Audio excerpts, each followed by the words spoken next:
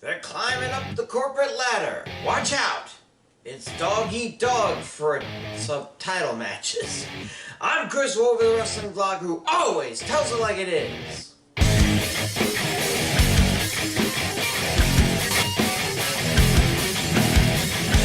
Okay, Vince needs to give someone at WWE Creative a raise.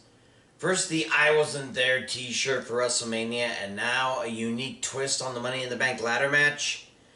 Despite ratings tanking all over for the empty arena TV shows, someone must be on the ball for the pay-per-views. Why else would they hold this on top of the building they're planning to abandon later this year? Oh yeah, Titan Towers is being evicted by the WWE for a better office space. And they are not planning to get their security deposit back, I'm sure. Throw in 4 title matches, both primary, a fatal 4-way for a tag title and a women's title match, and you got a decent pay-per-view for this COVID-19 world of ours. Could look better on paper? Yeah, sure, but I didn't expect WrestleMania to be all that great, and well, we all saw what happened that weekend, right? So here are my predictions for Money in the Bank 2020.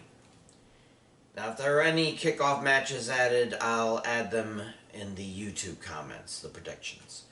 Let's start with the Fatal 4-Way for the SmackDown Tag Team Championships. New Day defends against the Forgotten Sons, Miz and Morrison, and the Lucha House Party. With the Usos on the mend, again, the Forgotten Sons needed to charge in and take over as the heavies in the SmackDown Tag Division. As entertaining as New Day and Eminem may be, until Nakamura and Cesaro get back on track as a tag team, the division's kind of weak. Not to mention, I honestly believe the Luchas need to either go back to NXT and or 205 Live or just go away. Am I saying the Forgotten Sons could pull the upset of the night? It's not impossible, but I'd say it's a bit too soon. We don't want the Forgotten Sons to end up like the Viking Raiders, after all. Winners are the New Day, but I don't expect them to hold on to it for too much longer. SmackDown Women's title, Bayley versus Tamina. I thought Sasha Banks would turn on Bayley at WrestleMania, but no, I was wrong. Still, since then, the friendship has been a little strained. Maybe this is the time? I don't know. Bayley and Banks against Tamina are fairly even odds, and what Tamina said was right. It did take 4 women to pin her at WrestleMania in the elimination match. Just Bayley may not be enough. Banks has to be there to get Bayley disqualified in order to save the title. Either that or Banks has to distract Tamina so Bayley can put her down somehow. As much as I'd love Tamina to come back and kick ass on SmackDown as a champion, it's a little early for that. Maybe at Extreme Rules, who knows? For now, the winner is Bayley. WWE Championship. Drew McIntyre versus Seth Rollins. Lord knows where the AOP disappeared to this time, but at least Rollins still has his acolyte Murphy to lean on.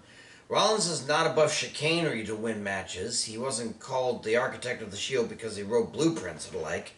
And yes, he did beat Brock Lesnar twice for the Universal title in the span of 5 months, so he's got a lot going for himself. But McIntyre worked too damn long and too damn hard to lose the title in his second defense.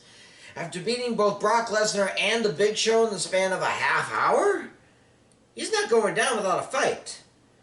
I don't think Rollins has ever beaten the Big Show, or if he did, he had help by the Shield.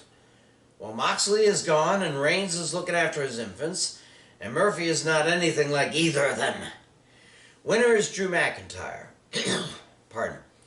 Universal Championship. Braun Strowman defends against Bray Wyatt. So, is the Fiend on hiatus or something? He only showed up at the end of the Firefly Funhouse match and hasn't been seen since, and we know that Bray Wyatt can fight in his psychotic Mr. Rogers getup, so who's showing up?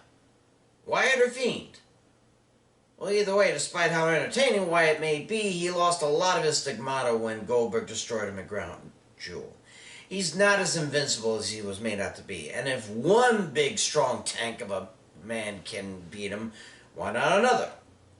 After all, if Wyatt did teach Strowman everything he knows, then Wyatt stands no chance.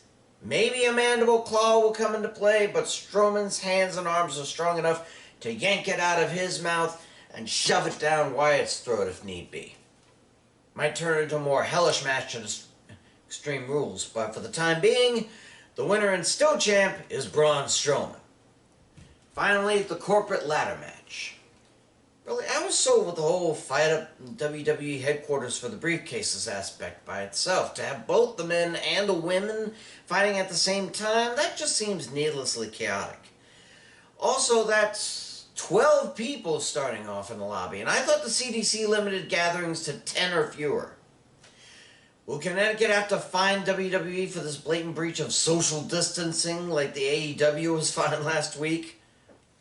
Guess we'll see. But for now, start with the women's side. Winner to get a Raw, SmackDown, or NXT women's title match anywhere at any time in the next 12 months.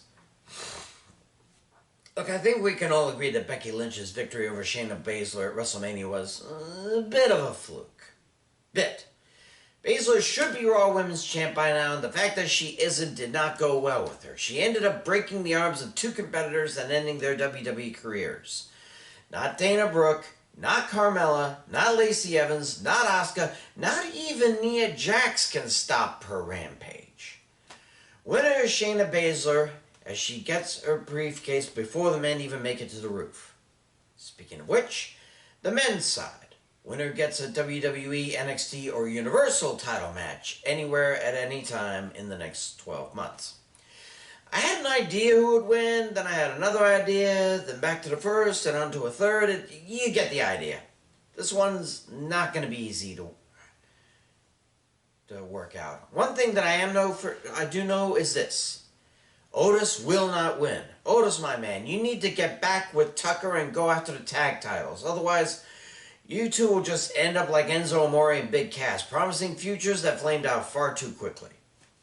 Rey Mysterio, I don't think he'll be money either. He needs to find a time or place for him and Dominic to tag together so Rey can retire. Aleister Black was my first choice to win, but it doesn't seem likely now. He'll get closer than most of the others, but no briefcase. King Corbin has Sami Zayn's Goon Squad on his side, but that might be more hindrance than help in the long run. My heart says Daniel Bryan. Yeah, he blew 2 title matches in 2 straight WrestleManias, but damn it, he deserves at least one more crack at the gold. However, with the sudden emergence of a certain phenomenal one last Monday, how can I go against someone who quite literally rose from the grave? Winner is AJ Styles. Those are my picks. The whole thing may look weak, but the competitors are going to do all they can to make it one mother of a pay-per-view. I'm Chris Wolvie, the wrestling vlog who always tells it like it is. Stay safe, and I'll see you.